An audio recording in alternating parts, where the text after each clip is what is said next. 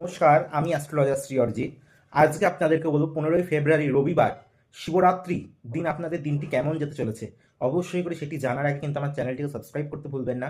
Like করুন, share করুন, আপনাদের চেনা জানা বন্ধু বান্ধবদের মধ্যে ছড়িয়ে দিন। কারণ আজকের প্রোগ্রামটির সঙ্গে যেমন দৈনিক রাশিফল থাকছে, তার সঙ্গে শিবরাত্রিতে প্রত্যেক রাশি অনুযায়ী কী কী উপাচার করবেন সেটিও কিন্তু আপনাদের জন্য বিশেষভাবে আপনারা পেয়ে থাকছেন। অবশ্যই করে যারা কঠিন অসুবিধার মধ্যে আছেন, বিভিন্ন জ্যোতিষের কাছে কি ঠকে গেছেন, তাদের জন্য অবশ্যই করে সব জ্যোতিষ বারবার, শ্রী অরিজিৎ একবার।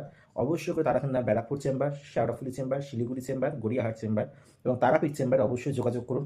16ই ফেব্রুয়ারির দিনটিকেও এখনও পর্যন্ত যারা কাজে লাগাতে চেষ্টা করছেন, অবশ্যই আপনাদেরকে তারাপীঠ চেম্বারের জন্য যোগাযোগ করুন। এবং অনলাইন কনসালটেন্সি অবশ্যই চলছে।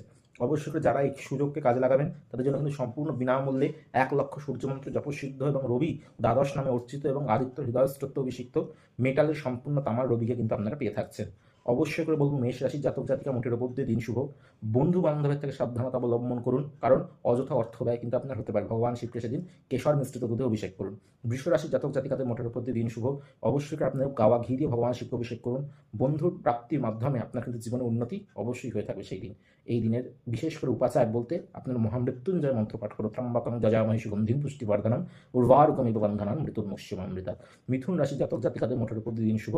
অবশ্যই করে আপনাদেরকে বলবো যারা যারা ভগবান শিবকে দুর্বাভাস বেটে সেটিকে অভিষেক করবেন এবং তার সঙ্গে অবশ্যই ভগবান শিবকে চন্দ্রশেখর রূপে পুজো করুন, আপনার উন্নতি হয়ে থাকবে। এবং আপনাদের কিন্তু মোটের উপর দিন শুভ গেলেও কর্মক্ষেত্রে ঝই ঝঞ্ঝাটের মুখোমুখি আপনি হতে পারেন। কর্কট রাশি জাতক জাতিকাদের মোটের উপর দিন শুভ। আর্থিক শ্রীবৃদ্ধি হবে, অবশ্যই ভগবান শিবকে কাঁচা দুধ দিয়ে অভিষেক করুন। সিংহ রাশি জাতক জাতিকারা রোলি মিশ্রিত জলে ভগবান শিবকে অভিষেক করুন। আর্থিক ক্ষেত্রে কিন্তু অনটনে ভুগবেন, শারীরিক ক্ষেত্রে কিন্তু বিপর্যয় আমার চোখে লাগছে না। কন্যা রাশি জাতক জাতিকাদের মোটের উপর দিন শুভ। পায়ের প্রশ্নে চোট আঘাত পেতে পারেন এবং অবশ্যই করে আপনারা বলবো ভগবান শিবকে যে কোনো সবুজ ফলের রস দিয়ে অভিষেক করুন, যেমন আঙুরের রস দিয়ে অভিষেক করতে পারেন।